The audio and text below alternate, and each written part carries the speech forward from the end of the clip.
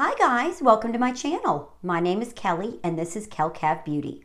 Here I talk about all things beauty, makeup, lifestyle, and even some career advice thrown in every once in a while. I upload new videos every Sunday at 12 Eastern Standard Time, and you can also find me on Instagram and Facebook at Kel-Cav Beauty. Today I wanted to start a new series called Fifth Sunday Wine Chat. Yes, that's right, you all. I do enjoy visiting wineries, and I also enjoy partaking of wine. I think it's has a lot of nutrition value, and let's just face it, after a long day at work, there's just nothing quite like a nice glass of red wine. It also goes well with many meals, but it's also good after a long day at work.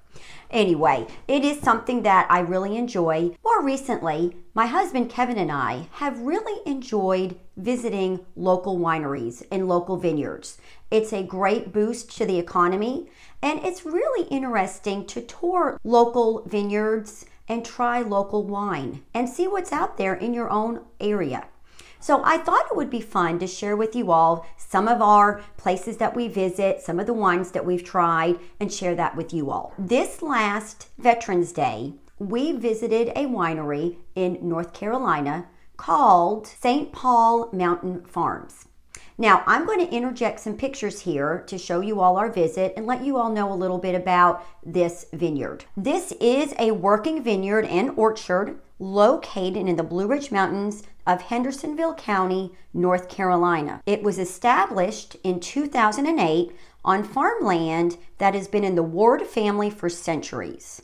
It is the first vineyard and winery in Henderson County. They do grow wines in the crest of the Blue Ridge Mountains, which is the only American viticulture area that grows on both sides of the Eastern Continental Divide. In case you're not familiar with what an American viticulture area is, it's a federally recognized wine growing region that's distinguished by its geographic features. Similar to Napa Valley and Champagne, France, and AVA ensures that you're tasting something exclusive to the region. So just amazing that in our backyard, we have one of these areas. I'll go ahead and show you. Here's a glass. Here's a glass of Chestnut Gap Cottage. Let's go ahead and take a little drink of this so I can make sure I tell you all about it. Oh yeah.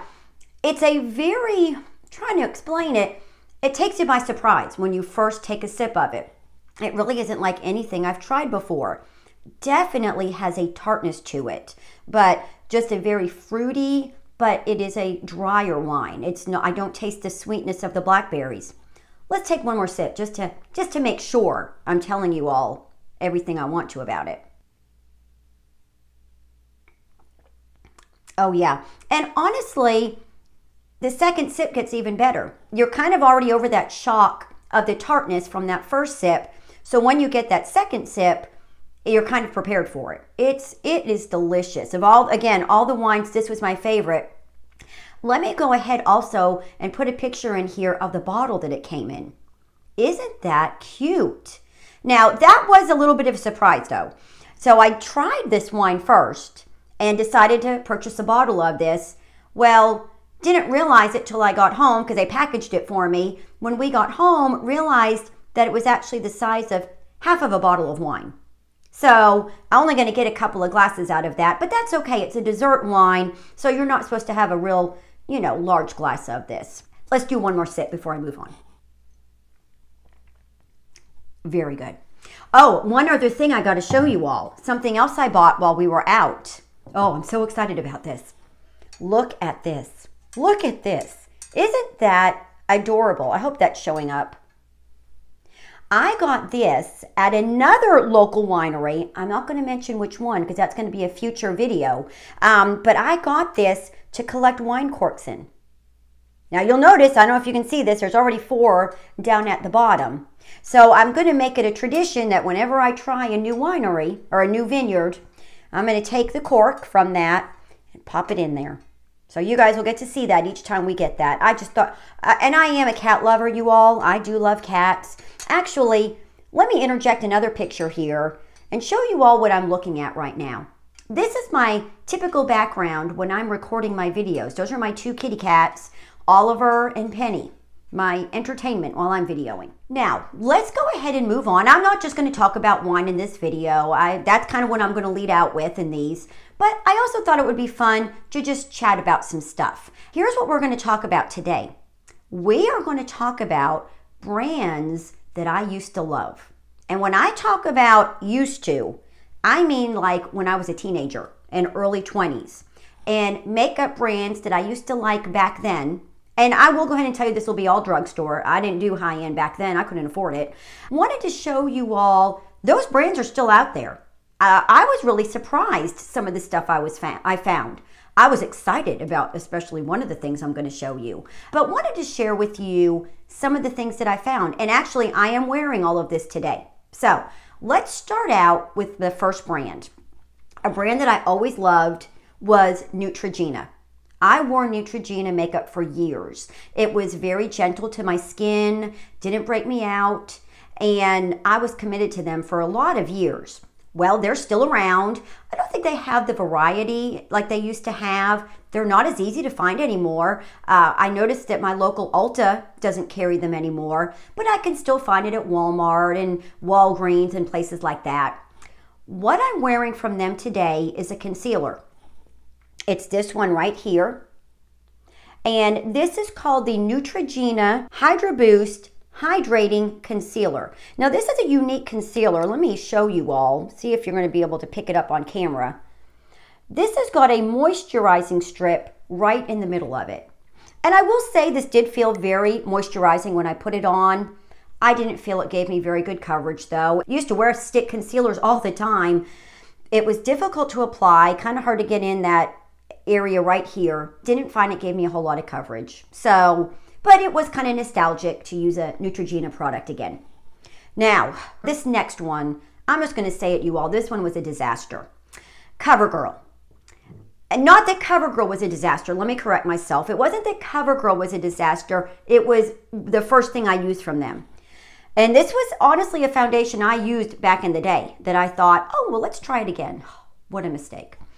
It's this one right here. This is the CoverGirl Clean Liquid Foundation. Honestly, probably the first foundation I ever used. Well, here was the problem with it. If you all remember, or if you still use this, you know, it smells like Noxzema.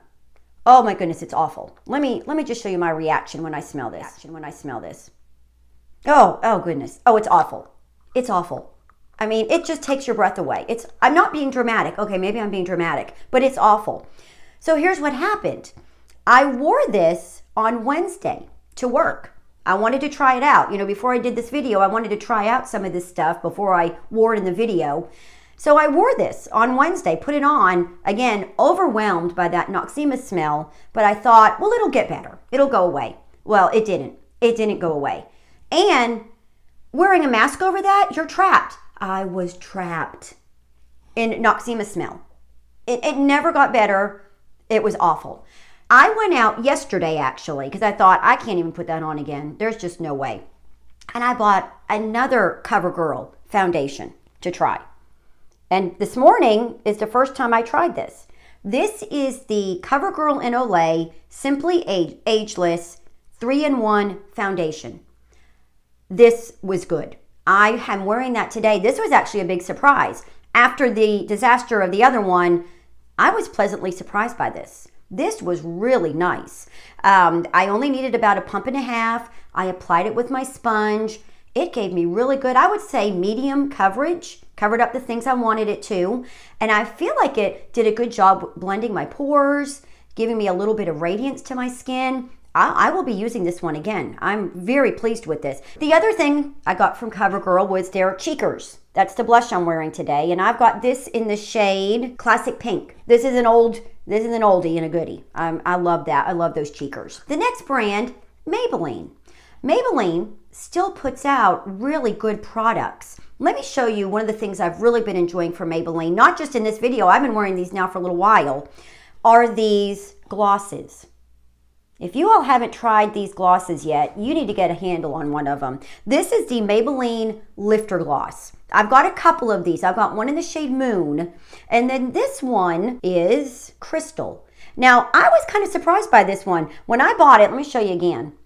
It's a very gold looking color, and I thought, oh, that might be interesting. But when I put it on, that gold actually really didn't come through. It's just a very nice gloss on the lips. I'm wearing that today. So really enjoy those lifter glosses, and they smell really good. They've got a really nice scent to them. The other thing I'm wearing by Maybelline, this is the Maybelline Fit Me powder.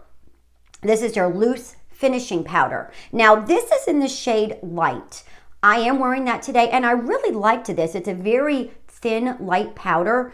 If I do anything differently, I might go back and get the translucent. I don't like powders that have a shade to them. I like a translucent. I thought that this would be a lot lighter, but this actually did put a little bit of color on my face. That's fine. I just prefer a translucent, but I really do like this powder a lot. The other thing I'm wearing from Maybelline is this palette, this eye palette. Let me open this up actually. There we go. I'm wearing this palette. And this is their City Mini palette in Matte About Town. Oh, I like that. Matte About Town. I've had this for a while. You guys could probably tell I've dipped into those colors quite a bit. Now, it is all matte, so unfortunately, if I want some shimmer, I'm going to have to hit into another palette. But this was one of the first palettes that I bought. I really like this one. Let's move in, though, into the next brand, and I'll show you what else I'm wearing on my eyes. The other brand that I used to love is Almay. And I'm going to tell you guys, of all the brands that I used to love, this is probably the one I'm most disappointed in now, is Almay. Let me show you the little eye palette I'm wearing from them. This is their eye palette. Let me open it up. Here's what that looks like. And this is called the Everyday Neutrals. You all, let me just say this. I don't think Almay has changed their eye makeup in 20 years. I think they're just using the same colors and repackaging it. I mean, I remember when this used to be the hazel eye colors. I don't know if you guys remember that. They used to have colors for specific eye colors. It was the same palette. It was the same colors. They just keep repackaging the same thing. The colors aren't very pigmented. I just was really disappointed in them. I don't feel like they're really keeping up with other makeup brands. And I used to love their makeup. What I'm wearing on my eyes is a couple of the shimmers, just on my lid here, because again, that other one was just mattes. So if there's any brand that I used to love that now I really don't enjoy anymore, this would probably be the biggest one. Sorry, Almay. Then, another brand I used to love, and I've shown this product already, but I had to include it, Physicians Formula. Physicians Formula has been around for a while, and I remember the thing I used to like from them, some of you all might remember this, was their highlighter. I feel like Physicians Formula was one of the first brands to introduce highlighters, and they used to have these pearls. They were like little makeup pearls, and literally they were like little pearls that you would dip your brush into and use your highlighter. Of course, I had no idea how to apply highlighter. I think I put it all over my face. It probably looked really odd. That was the first thing I really used from them. Now, you all know from one of my videos, this right here, the Butter Bronzer. My favorite bronzer, you all. Honestly, between high-end and drugstore, this is my favorite bronzer. It's beautiful. This is in the shade Bronzer. I have to smell it. After smelling that Noxzema, I got to get that out of my nose. That smells so good. It's got that coconut flavor. I love it. Hey, let's take a drink of wine for a moment here. You know, this is a wine chat. Let's take a drink. Oh, yeah. That's so good. It just gets better. Oh, so good. Okay. The next brand that I used to love, Wet n Wild. Now, you all, back in the day, again, when I was a teenager, 16, 17 years old, I'm just going to be perfectly honest with you all, and I think some of you can remember this. Wet n Wild was known as the cheap brand. That was the makeup that was like $1 or $2. The quality was not good. They had weird colors. Remember that back in the 80s, you all? They were the ones that carried the yellow and the purple highlighters and, or not highlighters, eyeliners and makeup kits. They were definitely the less expensive brand. And I was really surprised again, when I started to up my makeup game, how many YouTubers talked about Wet n Wild? And I was like, really? Wet n Wild? So I thought, all right, fine, I'll give him a shot. I will say I'm not crazy about Wet n Wild's eyeshadow palettes. That was one of the first things I tried, and I just really didn't like them very much. They did not look good on me. But let me show you what I am wearing today from them. They do have actually some really good products. This highlighter. Let me go ahead and open it up, let you guys really see what this looks like. You all, this highlighter blew me away. This is beautiful. The shade on this is Golden Flower Crown. Isn't that pretty? Let me do a swatch of this for you. I haven't done any swatches yet today. Let's do a swatch of that. You have to see this. Look at that color. Let me put that on my hand. It is beautiful. It's a beautiful highlight. It's not too much of a highlight. You know, it's not going to look like you just got a bunch of brightness on your face. It's very subtle, but I really like this. I will be using this. This will get in my rotation of highlighters. I really like this highlighter. So great job there. There's been a few other products I've liked from Wet n Wild. You all will see me use those in future videos. So that would probably be the brand that has surprised me the most, as far as what I remember it as a teenager to what it is now. Let's move on to another disappointment. Revlon. Revlon. What in the world is Revlon? I remember when they were a really, really good brand, and that was a lot of what was in my makeup kits back in the day. But anymore, I'm just not crazy about their makeup. I've tried some foundations from them. Let me show you what I'm wearing first. First off, I am wearing an eyebrow pencil from them. This is the Revlon Color Stay Brow Pencil. Color Stay has been in their brands for quite a while, and I remember I used to love their Color Stay lipsticks and their Color Stay liners, but nothing's changed. They have the same Color Stay makeup they had 10, 15 years ago. I feel like they're not really putting out anything new that's really good. This brow pencil, it's okay. It's a brow pencil. I mean, it is. What else can I say? The other thing, now this is something I used to wear all the time, and I was excited to get it again because I thought, again, this will be some nostalgia, is this lipstick. This is a liquid lipstick, and this is called the Revlon, again, Color Stay, Revlon Color Stay Ultimate Liquid Lipstick, and I have this in the shade Nude. This was my standby for years.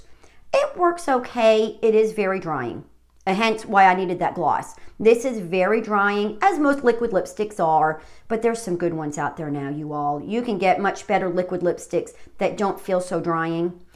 So I was a tad bit disappointed in this. Again, Almay and Revlon, come on, let's step it up a little bit. Here was the thing, though, I was most excited about. I'm so excited to show this to you all. Okay, do you remember Max Factor? If you do, you may remember maybe your mom or your grandmother wearing their pan makeup. Remember that really thick makeup they used to wear? They had that stick foundation. I remember wearing that back in the day. Max Factor was a really big brand back in the day, back 20, 30 years ago. Loved Max Factor. And then something happened and they pretty much went under. You never saw them. Well, throughout the years, different people have bought them over and they've made an appearance again, and then you won't see them anymore. Well, they are actually back again. I only was able to find them online, but they've been bought out by Coty, C-O-T-Y, Coty. You guys might recognize them. They're the ones that make that loose powder that a lot of people like. I don't. But they are now the ones doing Max Factor. And here's what I got from them. And this used to be my favorite. This is their 2,000 calorie mascara. Oh, I was so excited when I found this, you all. This was the mascara that I wore all the time in high school, probably throughout college if I remember. This was the only mascara that I could find that, again, didn't get the raccoon eyes under my eyes. I could wear it all day and it didn't smudge at all under my eyes. I loved this mascara. It's still really good. Now, I've only worn it a couple of times, and you guys know with mascaras, sometimes they don't get good until you've had them open about 3 or 4 weeks. It's like they've got to thicken up a little bit. So I've noticed the third time I put this on, I'm noticing it getting a little bit better. I do have this in the shade Black Brown. I did have to order this off of Amazon. I believe they have a website you can order from. But if you guys just want some nostalgia, and maybe I do recommend this mascara. This is a great mascara. So that was probably the thing I was most excited about, was that. And that brings me to the end, you all. This was a lot of fun. I had fun shopping for this makeup and remembering some of the brands I used to love, getting reacquainted with some different products, especially probably my two biggest things were that the CoverGirl foundation. I will be the one that I liked, not the one that smelled like Noxzema, but the one I liked. And then that Wet n Wild highlighter. Those were really big surprises to me. Then, but I have to say, the biggest excitement was that Max Factor mascara. So excited about that. Anyway, I hope that you all enjoyed this video. If you did, please give it a big thumbs up down below, and I would love it if you'd subscribe to my channel. Have a great day, and I'll talk to y'all next week. Bye-bye.